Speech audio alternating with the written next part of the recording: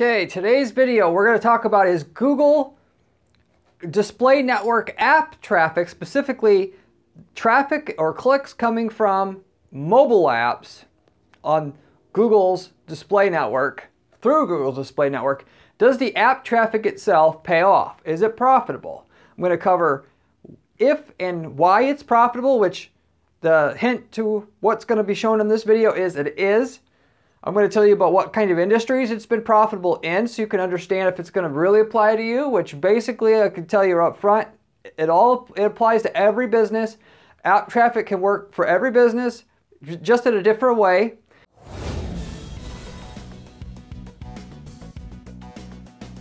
And then of course, I'm also going to cover the best practices for doing the app traffic.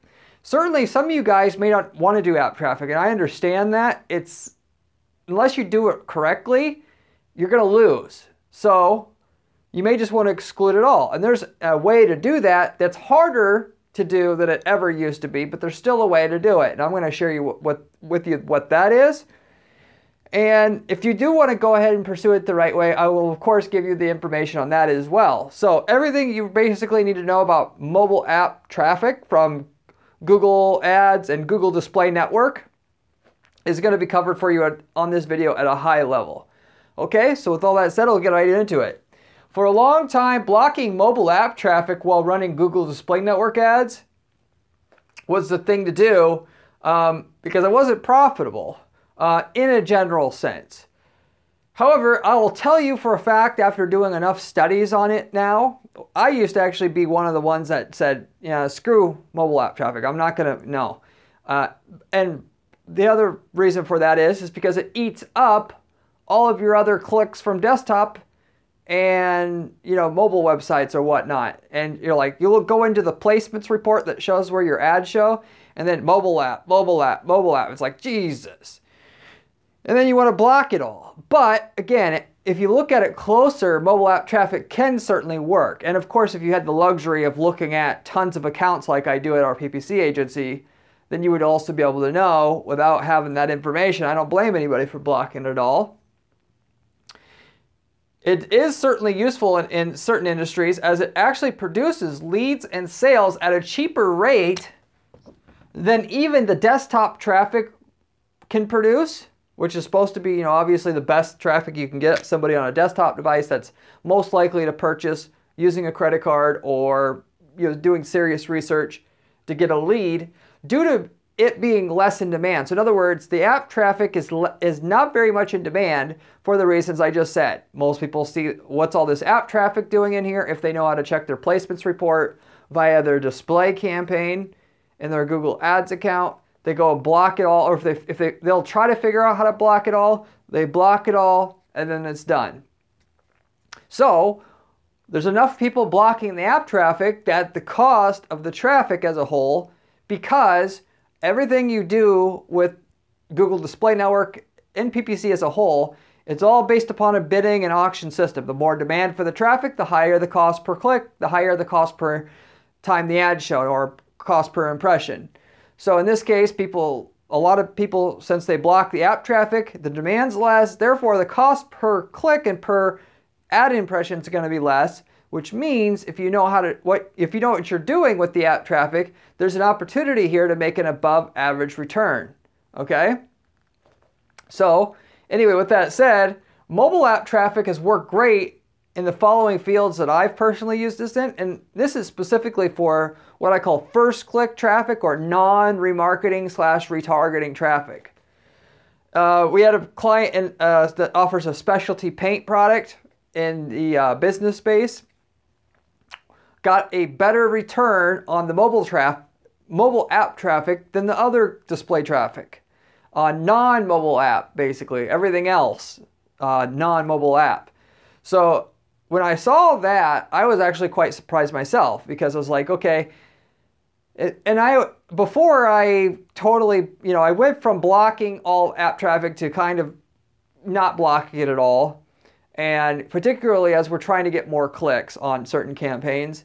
And then now at this particular stage, I'm to the point where it's an actually golden opportunity if you're in the right business space. Namely, you're in a business to consumer space where you're selling to end consumers, not businesses, at least for when you're trying to sell to end consumers, and not so much businesses. This paint product is actually sold to businesses, but it's a paint product that basically many different businesses use. So in this case, it also did work in a business-to-business context, but generally speaking, from what I've seen, if you're going to go and get new people who've never seen or heard from you before with mobile app traffic, doing it that specifically, you're going to do it with a business-to-consumer type business, because that's what's going to work the best, versus selling to businesses. Somebody who's buying in a business context, if you just think about it, you're at home, you're playing a game on an app, a crossword app, and you see an ad for a business sales training services. Are you going to sit there and stop what you're doing and go and buy that thing? A lot of business purchases don't happen outside of business hours if you're trying to, or particularly as you're trying to deal with people who have a certain size company with a certain size budget. The bigger the company, the less likely out of normal business hours that they're going to buy. Or of course, unless you're in some weird industry like you're selling to, convenience stores or something like that are open more than just 20, Monday through Friday and all that stuff. So you got to think about it strongly if you're going to sell to businesses using mobile app traffic. But it also has use with the remarketing. In general, if you're selling to consumers, you could do app traffic for get new people to your site who've never heard from you before, and remarketing works great to do remarketing to get in front of somebody who's been to your site already. And then for selling to businesses, it's still great for doing remarketing unless you have a product that you're selling. And in that case, if you are selling to businesses, you can actually get new people who've never heard of you through your app ad to get and buy from you at a decent or better rate than you're even getting through your other display network traffic. And if you're getting any kind of Google display network campaign to work for you already, where you're not doing remarketing and you're getting new people to your site for the first time to be aware of you, then I would say you should at least try app traffic and just see how it works. And it's very easy once you try the app traffic to see if it works, because Google gives you all the stats to tell you if it works or not, which I'll talk about here in just a second in terms of the best tips to actually run the app traffic if you're going to do it. The other couple markets where this worked particularly well was in the garage. Client had sold garage accessories. That particular business, pimp your garage type things, different stuff to put on the walls, floor decal, certain storage solutions, all this other stuff. Worked great there. It also worked great in the financial product space, specifically what a client selling they were buying life insurance policies. So respectively with that, if you had a life insurance policy, then you need cash for prior to, that you're going to die soon. It's called a viatical. We ran mobile app traffic there, and it worked as good and a little bit better actually than the display traffic in and itself. And which, if you got something again that works great on non-app traffic in terms of an ad and a landing page funnel / offer that you have, app traffic certainly, because it's cheaper, because it's less competitive, like I said, can work a little bit better or a lot better depending on your situation. Every market's going to be a little bit different. Whereas we did a lot better with the specialty paint. We're talking about the cost per conversion was about 50%, or cost per sale, or the ROI was double what it was for non-app traffic in the specialty paint category. In the financial products, it was marginally better, almost the same. In the garage space, garage accessory company space, it was also about the same.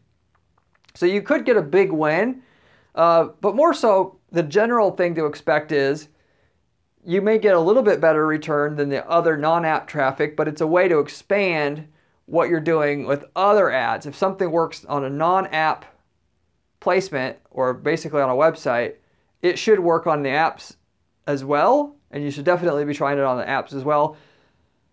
so you can get and leverage what you've built, ad and landing page combination more than you have now, and you might actually get a better return on it. So anyway, that's the general idea about app traffic, what it's good for, what it can be used for.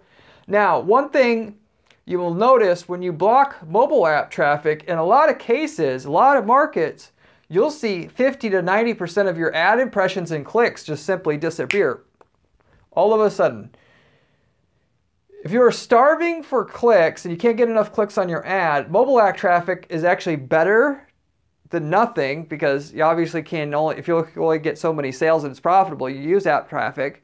Or if you're remarketing ads that you're trying to run, you only have a small audience, and you know that, you know, whatever you're driving to your sites, that's super profitable traffic, and you're doing remarketing, and you're only getting a little bit of, you know, clicks on your remarketing campaign, not enough to spend your budget or whatever, you're probably better ought to get your remarketing on apps as well.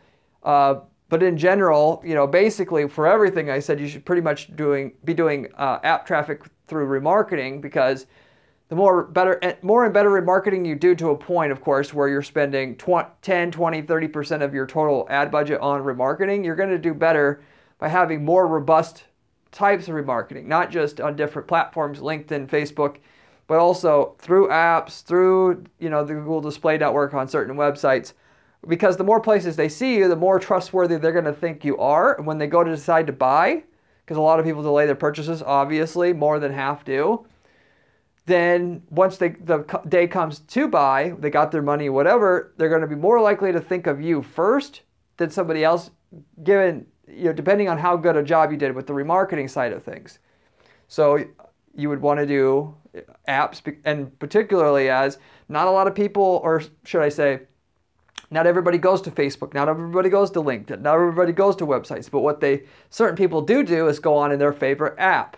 And so if you don't have app remarketing going, then you're just not going to have an opportunity to remarket to that person that has that specific consumer behavior type. And knowing that when somebody sees a remarketing ad, they're going to be twice as likely to buy from you as if they didn't see a remarketing ad, which is about what it is, literally speaking. A lot of people miss this, which is why remarketing works so good in the first place. You're simply going to lose that additional 50% likelihood, or, you know, that extra 50% increase in likelihood that the person will buy from you due to the remarketing, because you didn't remarket through apps as well. So anyway, you get my point there. So, and respectively, apps there's a lot of potential for impressions through apps. So through remarketing, you can get a lot of ad impressions. You can get, and if you're trying to contact people that through first click display advertising, you can get a lot more sales. That might actually, if you're doing, you know, $1,000 a day of sales on regular Google Display Network, you may be able to do $3,000 a day if you add in app traffic, because there's that much action to get on the app side of things in general as well. So anyway, beyond that, here's some general tips for running app campaigns so that you can avoid the pitfalls, understand the stuff that you should understand about it to get a good result out of the app campaigns for yourself. First thing, check the audience affinity under your converters audience to see what kind of apps you should be on. So this isn't a thing where you have to do all apps or none, which is what gets a lot of people. A lot of people see, you know, they go under their placements menu, which if you go under your Google Display campaign, you hit placements and then click on see where my ad showed. It'll tell you all the websites that you showed on, including the mobile apps that you showed on, right? And they see mobile app, and like what that report's dominated by the mobile app. So therefore, that's the time where they'll try to block. They'll figure out, you know, go to Google and try to figure out how to block mobile apps from my Google Display Network campaign, and then they'll block it all.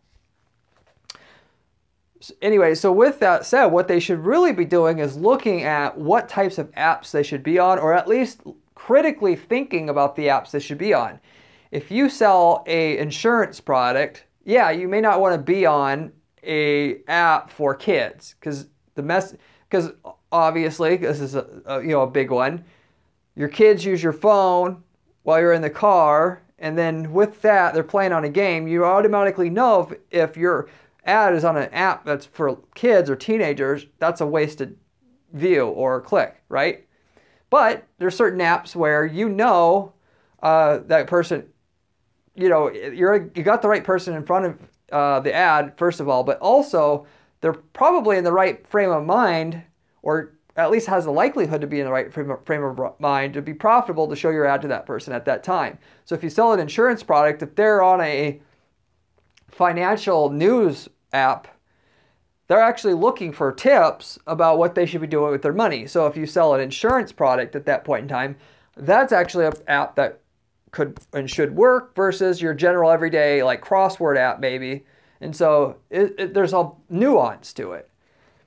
What you can do, what my point was here is, and this is also not something a lot of people know about, it's free information that Google gives you. You can go to under your audience manager, you can go under Affinity audiences, and Google actually gives you the data, if you've been doing conversion tracking, of what are the traits that make up the people who have converted into a lead or a sale in the past. It'll say like, for our business, it's like luxury travelers, people that go to financial news websites, people that buy luxury goods, as for a PPC firm, because it's, affluent business owners, or generally speaking, right? But they'll give you that breakdown for free of all the people who have turned into a leader, and if you have a sale, who turned into a sale is obviously better, but even if they turned into a lead, that's good enough, about what these traits are that more commonly make up the people who contact you and do business with you. And of that, you can just now target apps that are related to those types of people, because Google obviously noticed that if they're specifically interested in this stuff, they're 1, 2, 3, 4, 5, 10, 20, 30 times more likely to also be interested in your service. Why would you not want to target the apps that are around those same categories as well? And some of the time, it'll be literally 30 times more likely that they're going to be converted into a lead if they're also interested in luxury travel than your average person who's not. And they'll give you those stats. It literally says 1x, 2x, 3x. What's the propensity or increase in likelihood a person's going to be interested in your service and do business with you based upon certain criteria that Google has broken users down to. It could be people who like tennis or whatever, but they give you all that data for free. And so if you are skeptical about doing all the apps, which certainly you should be, that'll give you some basic ideas of starting out with apps, what to stick with. If you don't want to blow a whole bunch of money and then realize, oh shit, that was a waste of time, you could technically start with all the apps that are related to what Google has matched as people that are like the people you do business with already, and then just have apps related to those to have your app ads show up on. Second, blocking apps outright also blocks you on good converting apps, particularly the Gmail app. So I already mentioned that there's, if you block apps altogether, which is the easy, quick thing to do, and you may still do that or whatever, but there's one thing, a reason why I bring up the Gmail app, the best display traffic anymore, I'm sure it will be for the next how many years, 2023, 24, 2025, the best traffic you could get is on Google properties when you're talking about the Google Display Network. YouTube, Gmail. Of course, you could add google.com shopping, other Google products, but Gmail and YouTube. Why? Because Google can very easily block out any bot traffic from their own websites because they're, billion-dollar company. Whereas the small website owner that owns this little blog, they don't have any tools to block out bots from their website. And there's a lot of websites where they do fake page loads and everything else to get more ad traffic, more ad money from their ads that they want to, basically scamming Google and in the program where they're doing revenue share, with Google and people that want to advertise on their site through the Google AdSense program, which gets you able to get on millions of different websites all through the Google Display Network program. And so the Gmail app is time and time again one of the top apps that convert. And because, again, you're not getting all this bot traffic. Google, what clicks you get, you can guarantee are from real people, basically, is what I found. Or that's what the assumption is, because it works so damn good.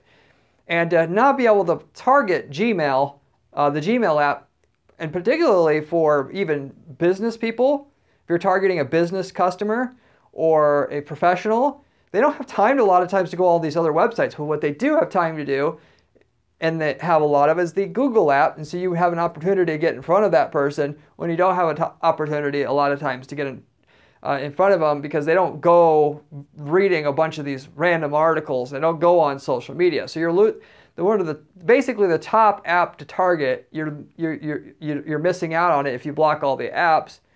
And unfortunately, there's no way to target just the Gmail app. I've tried it. It doesn't work. So, but what you can do, going back to what I said before, is you could target certain apps. And you could just target communication apps. And then with that, you'd be able to get Gmail. And basically, it will then refine your targeting to just apps that are, people that obviously you can see if they're using a communication app, they would still be the type of person you would want to market to. But in general, what you want to do is, if you're tight on money, you're going to narrow down your targeting real narrow right away. Pick some of the top categories of apps, because you could target specific apps. You can target just one app if you want, and they target different categories of apps. Generally speaking, if you don't have a lot of money, you'll just target a small set of categories, and then you'll make that work first, and then you can add other categories later on. If you got more money and less time, just target all apps, and then let the data tell you which apps you don't want to target, what apps specifically, and then also what categories of apps. And because you can see all that data in the where has my ad shown report inside your Google Display Network campaign. So if you do want to just block, I told you I would be able to tell you how to block all the mobile apps on this video as well. You can block every single mobile app click you're supposed to be able to get. If you go to and you edit, respectively, if you go into edit ad group in your display campaign, and then you go under placements, and then you go under exclusions, and then you go under apps, and then within the apps, you have to click every single app. And this is so annoying. If I'm conspiracy minded here, I would say Google intentionally maybe made this a little bit more difficult than they needed to be to block all app traffic, because it used to be one thing you did and you were done before. And it's harder to find this information now in general. But you have to add 141 app exclusions to exclude all app traffic altogether. And so you literally got to click 141 times to get all the way through it. With Google Ad Editor, you certainly can get it done a little bit quicker, but respectively, you have to click 141 boxes. And it's easy, it's very deceiving, because when it tries to show you all the apps, you click the down arrow, and if you don't know exactly where you're clicking, you have to just know there's 141 boxes you have to click on, and if you don't click on every single one, you're going to get a trickle of app traffic. So if later on you try to exclude the app traffic, and then you look at the where's my ad shown report, and you see mobile app traffic, don't come back and get mad at me. Go back and check that you've clicked 141 of those boxes. It should say 141 exclusions when you're done, if you actually got every last remnant of the app traffic blocked from your campaign.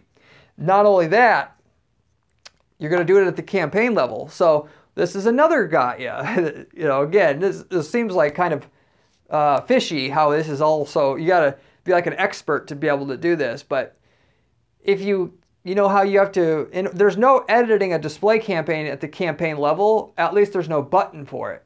You only can edit the targeting of a display campaign at the ad group level, at least initially. You go to click on edit ad group targeting, and then you go to placements, and then you go to, first you go to exclusions. Sorry if I got this incorrect. You go to placements and then excluded placements. Sorry, there we go. And then within the excluded placements menu, there's a box in the top left of that same menu that says campaign or ad group. And if you have ad group selected by default there, which it is selected by default, then if you click the 141 different apps to exclude and you click save after, it's only going to save all those exclusions for just one ad group, not every ad group in your display campaigns. And it obviously is super annoying if you got 10 ad groups and you got to click the 141 boxes 10 different times. You have to click 1,500 damn boxes before this whole thing is blocked from your entire campaign. But if you do know and you select campaign from the little drop down that's very blended in with there's like a blue stripe there, it's blended in very well. If you click campaign, then you click the 141 boxes, then you click save. That 141 excluded app placements will be excluded from all apps within that same campaign. And of course, you still got to do it for your other campaigns.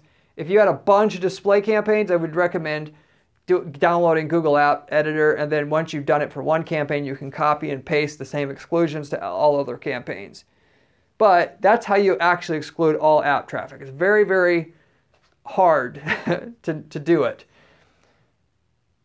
4, filter your by placement app to check performance on your app. So if you start to do, regardless if you're going hard and heavy with this or experimenting a little bit with your app traffic right away to try to prove that this is working for you and your business and your market, if you want to be able to see if you should go on with it, you go to placements and then you can click on where's my ad shown, and then where is your ad shown report, it's going to show every single placement of every website and every app that your ad showed up on. You can click the filter button and then you can type in and then filter and then placement contains, and then you type in app or app, and then once you've done that, all of your where is your ad shown will filter just down to app placements at that point. Then it'll tell you at the bottom filtered results, and then it'll right underneath it at the bottom it'll say results for the whole campaign, so you can literally see what's the conversion difference between app traffic versus the rest of the traffic in that display campaign. And then you could decide if you're going to do app or not. Even if your app traffic isn't doing that well, like everything else you're doing with your PPC, it's all about the details. What ad, what landing page, but also which app specifically, because every app's going to perform a little differently. So going into 5, you should look for specific apps to exclude. So you could start out, if you want to be more conservative, like I said, look at the type of audience affinity types that match your customers that you're dealing with, as I talked about in number 1, and just pick a few app categories to target, if you will. But regardless if you do that, or you just target all apps and all categories right away, once you've ran your ads for like 30 days, you go into that where's my ad shown report, and then you just go ahead and you sort descending by clicks, the ones that are getting clicked the most. Or if you want to desort by conversion revenue, or, of course, conversions, you can see which apps are getting all the clicks and which ones are getting all the sales. And then from there, you can, of course, exclude individual apps. I mentioned earlier in the exclusions placements, and then under exclusions, you can exclude a certain app if you want, or you can exclude a whole category of apps. You can exclude certain apps that are getting a lot of action, but that's kind of basically fruitless to do because there's so many apps. More so what you're going to have to do is decide from the placements, because it doesn't tell you the placement category, it just shows you all the placements. You'll have to look at the placements and then realize which placements or which apps basically are the ones working as a whole. Okay, well, I got a sale on an app that has to do with weather. So under the categories, I'll let the ads run on apps having to do with weather, but not on the rest. And then you got to figure out from the sales that you do get or the leads you do get, which categories you should stick with and which ones you should not. So if you start targeting all categories, you can narrow it down after just a little bit of time to a few categories that get you the sales and the other ones that don't. if you're not satisfied with the results that the placements, that the app traffic in general has gotten for you. For the most part, if you're talking about business to consumer sales, or you're selling a product to a business, you won't have to narrow down your app traffic to only certain categories. Why? Because that's just the way those are. If you're talking about business to business sales, you generally really have to, if you're going to go after new people, not remarketing based, advertising, you absolutely are going to have to narrow it down to certain categories for it to work. And it certainly should be related to your business, or in general related to somebody that is looking for business related content is what usually going to work, if it's going to work at all there. And even for the remarketing, if you're remarketing to businesses, I would also recommend narrowing down to just certain categories of traffic, or certain categories of apps for your remarketing to those businesses as well, that, or whatever those potential clients or whatnot that you want to sell to. Because again, somebody that's on an app or a game app isn't likely to convert, as far as what we've seen, well. And we would just narrow down the targeting to the news, business news, financial news, maybe communication apps, and just a few different categories like that. But again, every business is a little different, so I recommend just running the app traffic, find out the categories that work, eliminate the rest. More than likely, you'll be able to do all the categories. There won't be any rhyme or reason to the conversions you're getting, and you'll have another stream of traffic to get you more sales off of the ad and landing page funnel that you created for websites and display network ads to go on websites. To get more out of it, potentially 2, 3, 4 times as many sales as you could get through the websites on the website network itself, and not apps. And with having apps at your side to be able to use to expand, targeting the same people, but now on apps instead of just websites. So anyway, that's the whole deal with that. So you could this could be your kind of key to get your cost per conversion down, running app traffic. Maybe you only run app traffic and get your cost per conversion down a lot. Maybe app traffic sucks for what you're doing and it needs to be narrowed down, and you'll save some money because you're narrowing your app traffic down to certain categories, like I said. So no matter kind of what your situation is, if you're running Google Display Network, there's really no reason why the information I gave to either do more app traffic or less of it shouldn't be able to help you save and make more money than you're making right now from your display network campaigns and what you're investing into them. If you have a lot of traffic already and you've been running app traffic, and if you've been running Google Display Network campaigns, I guarantee you're running your ads on apps, there might be a really big opportunity for you, given that 75% of your money is getting wasted on app traffic that doesn't convert because you're not in the right business category to be running that wide of a net on the apps. And narrowing it down got you, 3 times lower of cost per conversion, or 3 times higher ROI in your campaign, because you narrowed it down to, just a few apps that work, and save the rest of the budget for the websites where you were getting most of your sales before. And basically that would particularly apply as if your display campaign is limited by budget, which means your ads are not running all day long. They're getting shut down part of the way through the day. So if you're limited by budget, certainly going into the, where's my ad shown menu, and then seeing how you can narrow down the app traffic, given that dominates 50 to 90% of the total clicks you're getting in a lot of cases, that can be right away just once you narrow down and get rid of the app traffic that doesn't work, a way to double your sales from that one display campaign and have your campaign not be limited anymore by budget, because you're basically got rid of the portion of the traffic that doesn't work. So anyway, just some different benefits to this whole thing. I hope you liked the video. I have a ton of other videos on this channel just like this about other PPC money-making ideas and strategies. And if you want to be great at PPC, you should strongly consider subscribing to this channel. I give out active information that's working for our clients at our PPC agency here, so that you can be able to get this information without having to go through what I've gotten through, what we've gone through here to figure this stuff out for ourselves. I'd appreciate it if you would give this video a like or a thumbs up, and course, to help get the video out there to other people who need to know about this app traffic stuff. Really appreciate it. If you have any questions about app traffic, anything you think I should have covered and didn't, you can leave me a comment below. I get back to every single person who leaves me a comment on this channel, usually within just a couple days' time.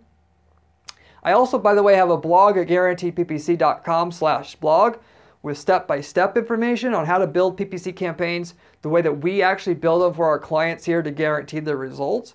So if you would like to see information along those kind of lines, you can also find some great information there that might be able to help yourself out, do what you're trying to do with your ads, make some more money as well.